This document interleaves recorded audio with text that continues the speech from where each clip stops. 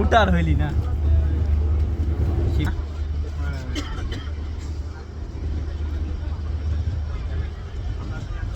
আমরা এখন কোথায় যাচ্ছি? ঢাকাতে। আমরা এখন কোথায় আছি? শিবচরে। দেখেন কি শিবচরে এই লেখাটা আছে।